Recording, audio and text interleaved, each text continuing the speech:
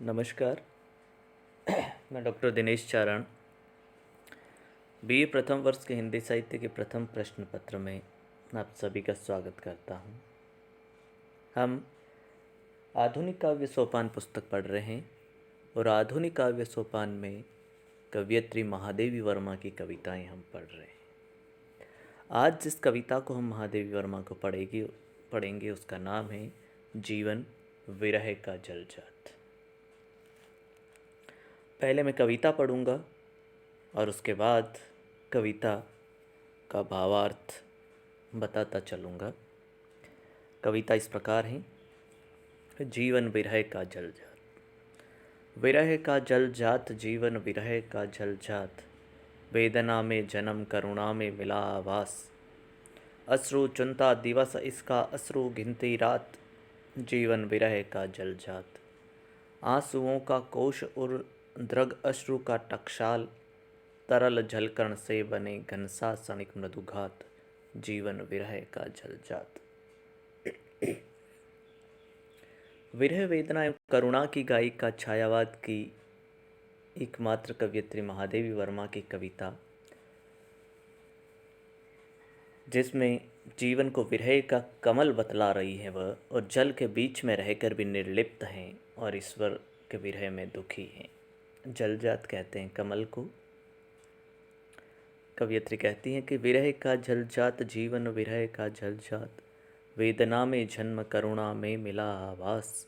अश्रु चुनता दिवस इसका, अश्रु गिनती रात, जीवन विरह का जलजात। जीवन को विरह में डूबा हुआ कमल बताती हुई महादेवी कह रही हैं कि ये जीवन विरह का एक कमल है।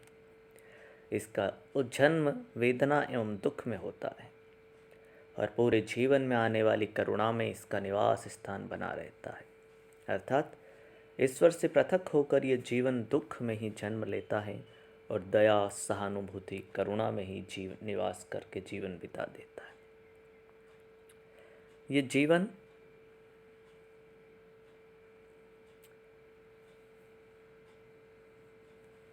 अर्थात ईश्वर से पृथक होकर ये जीवन दुख में ही जन्म लेता है और दया सहानुभूति करुणा में ही निवास करके जीवन बिता देता है।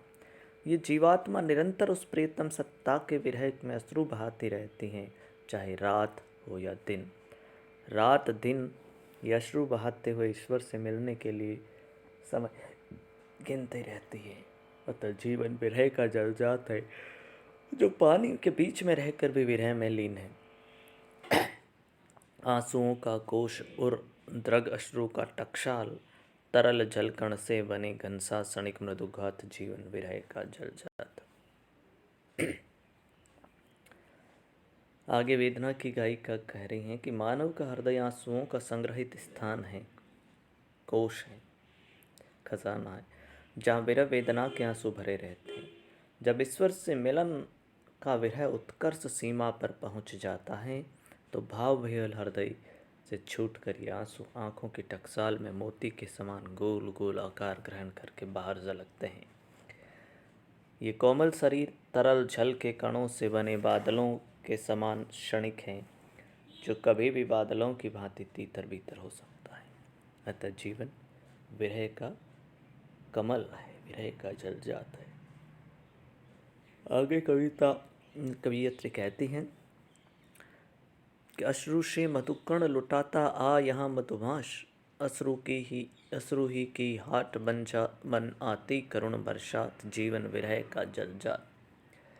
काल इसको दे गया पल आंसुओं का हार, पूछता इसकी कथा निश्वास रही में बात, जीवन विरह का जलजात। जो तुम्हारा हो सके लीला कमल यह आज, खिल उठे निरुपम तुम्हारी देख स्मित का प्रात, जीवन विरह का जलजात। कवयित्री कह रही हैं कि हे प्रियतम, अगर मेरे जीवन में रस भरे क्षण भी आते हैं, वासंती सुखों का आगमन भी होता है, तो उन सुखों में भी अश्रु की धारा निरंतर प्रवाहमान होती रहती है। और तो और वसंत में सुखों के साथ इतने आंसू आँखों में जरने लगते हैं कि वे सुख आंसुओं का एक करुण बाजार बन जाता है।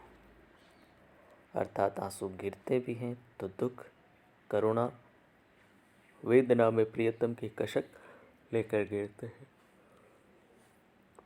अतः ये जीवन ही विरह का एक जलजात है, विरह रूपी कमल है। काल इसको दे गया पल आंसुओं का हार, पूछता इसके कथा निश्वास ही में बात, जीवन विरह का जलजात।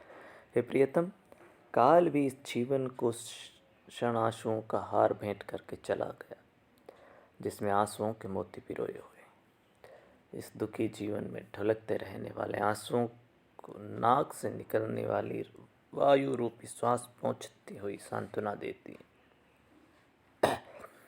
जिस तरह पत्तियों पर जमी ओश की बूंदों को हवा ढुलका जाती है, पहुँच जाती है, इस तरह जीवन विरह का अजस्र जलजात है, जो आपके विरह में तप्त दुखी है।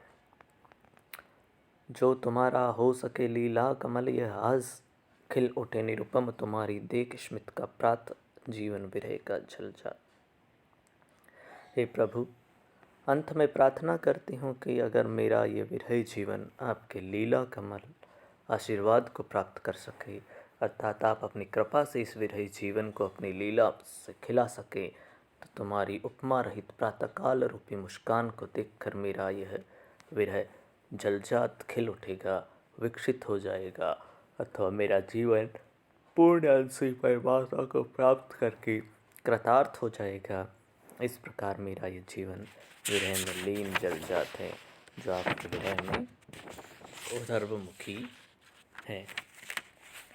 कमल की पवित्रता को से प्रेरित होकर ही कविता ने जीवन को विरह का जलजात। जीवात्मा के ईश्वर से अलग होने के बाद उत्पन्न विरह का रहस्यात्मक वर्णन सीधी सादगीपूर्ण भाषा में कवियत्री ने यहाँ पर किया है। महादेवी के ईश्वर के प्रति विरह वेदना कमल के प्रतीक के रूप में उभरी हैं। उनकी जीवात्मा की पवित्रता परमात्मा से मिलन के लिए विरहत हो रही है। पूरा पद दुख दर्द से मर्मस्पर्शी और रहस्यात्मक बन गया है। महादेवी की रहस्यानुभूति का सर्वत्र दिग्दर्शन यहाँ पर होता है। भाषा में मधुकर्ण, मधुमास, जलजात, निश्वास, लीला कमल, निरूपम, स्मित इत्यादि शब्दों का प्रयोग प्रयोजन जन्य है। शैली गीतात्मक एवं छायावादी शैली के अनुरूप हैं और इस पूरी पद में कवियत्री की विरह वेदना कहीं न कहीं हमें देखने को मिलती है और एक रहस्यात्मक कविता कवियत्री ने ये लिखी। इस कविता में कहीं कुछ समझ नहीं आया है तो आप पुनः मुझसे पूछ सकते हैं। धन्यवाद।